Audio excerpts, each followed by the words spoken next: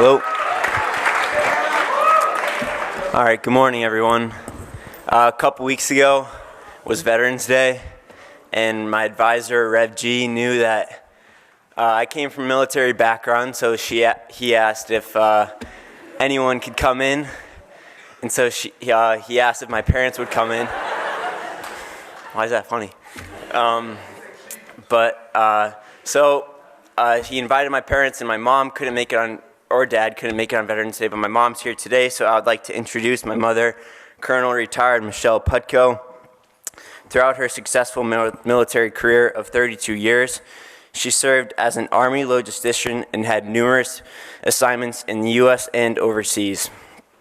She served as an executive officer for Hurricane Mitch relief efforts in Nicaragua and as commander of Camp Virginia in Kuwait. She was awarded the Bronze Star Medal for her bravery in Iraq, where she served as commander of Balad Air Base. She has a bachelor's degree in engineering from the United States Military Academy, where she subsequently served on the faculty of the Department of Civil and Mechanical Engineering. She retired from active duty in 2011 after serving as Dean of the National Security Space Institute. She is currently a professor at UMass in our home outside of Boston. Colonel Putko holds many titles: professor, doctor, colonel, but most importantly, in my opinion, she's known as mother to 6 children. So she's married to her West Point classmate, my dad, Colonel Chris Putko, and both Colonel Putkos are huge fans of the Taft community and Taft sports, and my mom's really happy to be here today. So, Mom, Mrs. Putko.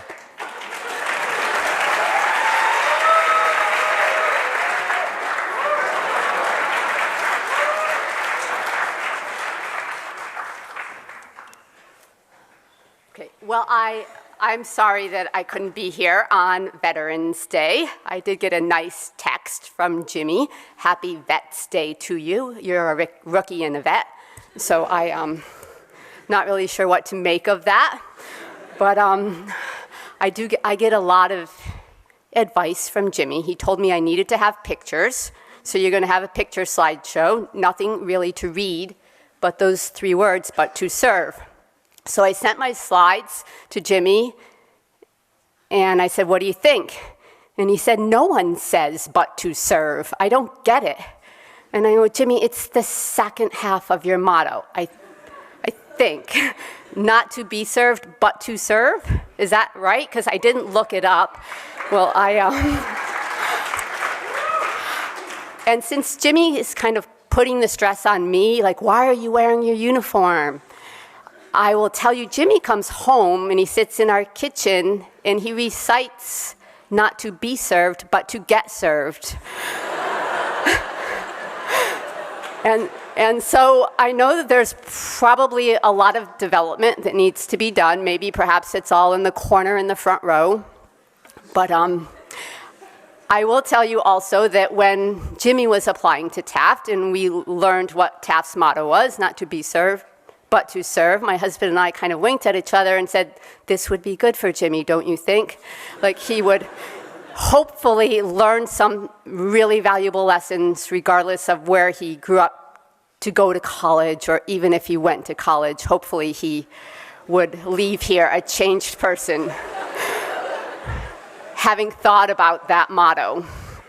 So I'm going to ask you, is it true that you know it in Latin? A few of you? Okay. So maybe you can work on that, Jimmy. And so I have questions about the motto, and they're kind of rhetorical questions, because I think that motto is so important. It really caught my attention when Jimmy applied here. Is it a dichotomy? Do you even know what a dichotomy is, first of all? Okay. Some people say yes, and I don't know, it's like an SAT word. Is it not to be served, but to serve one or the other, or is it both? Is it mutually exclusive? Is this whole thing to serve, is it a verb, or is it a noun, like a mindset or a way of life? Or is it an adjective? Is it something that describes you?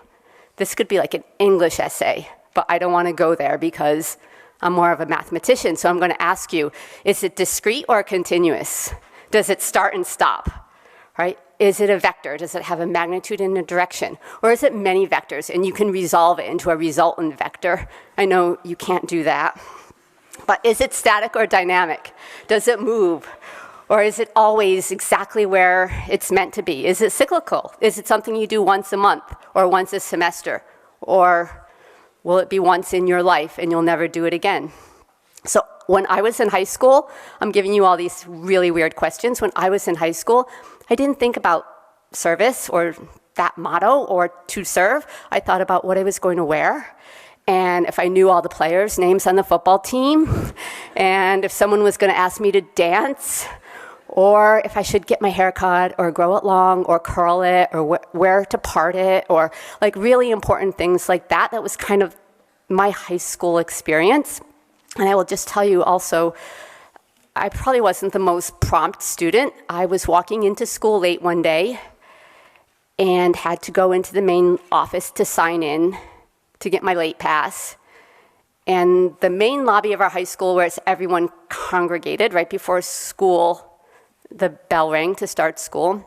And as I walked through the main lobby, there was an Army recruiter there. So the school lobby had pretty much cleared out, and it was me walking through to get my late pass, and the Army recruiter, and he said, "Did you ever think about joining the Army?" And I go, "Yeah, I thought about it." You know, MASH was on TV, and those people looked like they had a lot of fun doing whatever they did.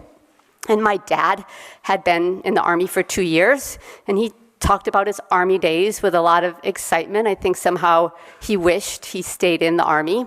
And I told the recruiter, like, yeah, I thought about joining the Army. So right away, you know, he dropped everything he was doing, and he told me to come down to his recruiting station in 2 days to take a few tests to see what I would be good at. So I went home and I told my parents, like, guess what? I'm joining the Army. And it really wasn't that much of a spur-of-the-moment decision. I had always really wanted to get out of my hometown. I lived in the quintessential New England, Western Mass town. Everyone pretty much knew everyone. My parents knew everyone. If I had a new friend, my mother could tell me who her mother dated when she was in high school. It was just kind of one of those, my grandparents were born there, my parents were born there, my uncles were my school teachers, my cousins were around every corner, and it was just kind of, even if you weren't related to the people, you knew the people. And most of my school graduated from this public school, and if they went to college, they went to UMass. And it was kind of like a continuation of high school.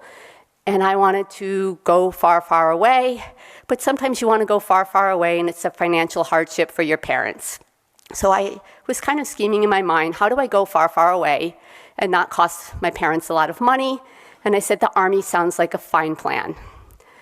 So when I told my parents, we think you should join the Army, or I want to join the Army, they said, we think you should go to West Point. Do you guys know what West Point is? And so I'm like a little high school girl. I was 16, and I said, what's that? So my parents took me for a ride. I'm going to show you a few pictures. So this is just an aerial view of the academy, West Point, because it's the western side of the Hudson, and it jets out to a point. It's like a 90-degree turn in the river. Here's looking north on the Hudson River over the parade field. So that's where the cadets march and the spectators sit. It's very historical. It was a fortress in the Revolutionary War, where there was this thing, the Great Chain, that we put across the Hudson River to stop the British advance up the Hudson. So it was never tested, but there are still links from the chain on display. There are links or trophies on display, I'll say, from every battle America's ever fought. So this is the front steps of the mess hall, as we say, with the barracks to the right and left, with George Washington's statue prominently associated in front of the mess hall. So this is what I call formation. Before every meal, the cadets stand in formation, and there are things like inspections, haircut inspections, shoe shine inspections, uniform serviceability, and there's an attendance call. It basically is everyone present and accounted for. And then West Point, like Taft, like sit-downs. And when I went to West Point, there were 3 sit-downs a day, but only 1 on Saturday and none on Sunday. And just like Taft also, we had school 6 days a week. So when I went there, first, and the last point, there's small classes, 18 students in each class. So it looked like a fun place, and I said, sure, I'll give it a try, or at least I'll try. So it's 1978, and in 1976, West Point admitted the very first females into the academy. So I applied, and then I got called down to the office because my congressman called me. That's kind of weird to find out you get into college when someone calls you, but that's how it was. My congressman called me, said, congratulations, you got in. So I had my picture on the front page of the local newspaper, so everybody knew I was going. It's kind of a big deal in my hometown. So I went, and I was ready to go. And so this is what the first day looks like. That's how we go to college, with one suitcase that weighs about 10 pounds. It has about 7 pairs of underwear in there and maybe a washcloth. I don't know, nothing much else, and a toothbrush. That's the other thing you should bring, because you're going to get everything when you go there. So your parents drop you off at Michie Stadium. You walk across the field. So you probably can't see it. On the other side of that field, you go through a sally port, an opening, and you get on a bus, and your West Point experience begins. So I was kind of excited. I thought I was thoroughly prepared. When I visited, the people were so nice to me, and it was such a pretty place, and I knew it would be challenging, but it was still going to be a lot of fun and a great adventure. So on the bus, they welcome you and tell you your 4 responses. Yes, sir. No, sir. Sir, I do not understand. And sir, may I ask a question?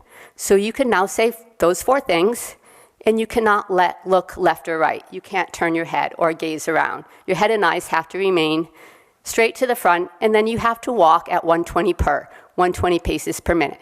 So when you get off the bus, you're kind of a changed person. You can't walk slow, you can't walk around, you can't even speak.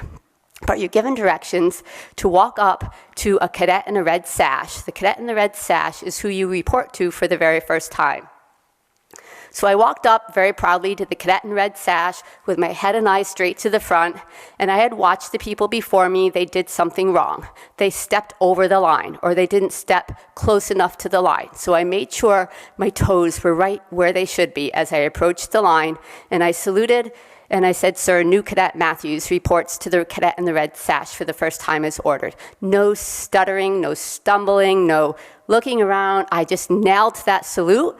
My fingers weren't spread, my elbow was at the right angle, and that cadet snapped at me and said, we will not see that smile again for the next 6 months. And I'm like, hold on for a minute. I didn't sign up for this. And I immediately wanted to go find my parents, because they would be kind of pissed if they had to come back the next morning to get me. I should find them before they got all the way home. But I never found them. Instead, I found my B squad. So your B squad, it's about 12 new cadets that you learn to march with, you learn to do everything with, you learn to endure the hardship together, and you learn to make a bond that you aren't going to let these people who are really messing with you get to you. So my cadet basic training was 8 weeks of development.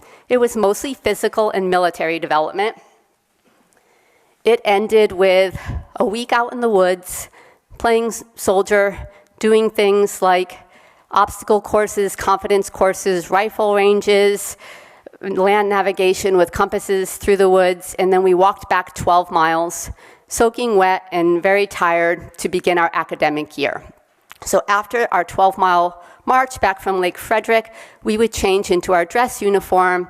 And while we were out in the field, rather than having just a few dozen upperclassmen to harass us, the rest of the Corps of Cadets reported. And now there was approximately 3,000 upperclass cadets to harass us as we started the academic year. So nonetheless, our Beast Barracks was over. We started the academic year. We came in my class, 1,300, and I'm not going to go in detail throughout my development at West Point, but in approximately 4 years, 893 of us graduated. So what happened when I was there? I think I began this by saying I never thought about service. And even while I was at West Point, I really didn't think about service. You focused on your mission, your duty. So West Point's motto is duty, honor, country. And that's what we learned, is how to do our duty. Our duty was our homework, our guard duty, our taking care of the underclassmen who needed advice and guidance.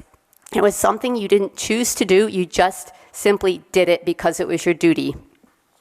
We learned duty, honor, country. Those three hallowed words reverently dictate what you ought to be, what you can be, what you will be. They are your rallying points to build courage when courage seems to fail, to regain faith when there seems to be little cause for faith, and to create hope when hope becomes forlorn. So West Point, I left somewhat of a changed person, probably physically, mentally stronger than I thought I could be, and I went out to the Army. Before I left West Point, or right when we left West Point, I had a significant event in my life. I married my West Point classmate, and then I headed on to Germany. Actually, I headed to Alabama, he headed to Texas, and then we eventually headed to Germany after our one-day honeymoon in New York City. So it was different all of a sudden leaving West Point. I was no longer surrounded by a bunch of 20-year-old, smart, athletic, honorable people. I was out in the real army. I had Vietnam vets who were suffering from insomnia and nightmares. I had people with addictions. Back in the early days of the 80s, there was a lot more drug and alcohol problems out in the Army. And I also had mostly amazing soldiers who taught me how to be a soldier. They taught me how to drive a big 5-ton truck and try to back it up. They taught me how to run checks on missile system chassis to see if they were good. They taught me how to inventory a warehouse just so I would understand that painstaking, laborious task. I was in a missile maintenance unit in Germany, and at the time it was the Cold War. It was when we thought the Soviet Union would fly its planes into Western Germany and start dropping bombs. We worked 24/7, 365 days a year, and we thought our mission was important. And so it was kind of a great first assignment for a young lieutenant. I was happy to be there. It was a different world from probably being away now. We had no internet, we had no Skype, and making long-distance phone calls was really quite expensive. So my husband and I, we reunited over there. We were far, far away. We worked hard, and that's about it. So we decided we should probably start a family and not just work hard. So we did. And that was wonderful until the day I went back to work. I went back to work, and I sat there for about 5 minutes, and I left. I said, I cannot bear the idea to leave my little beautiful son. It wasn't Jimmy. It's his older brother. So I immediately drove to a legal office, and it was about 2 hours away. I wanted to speak to a lawyer. I said, how do I get out of the Army?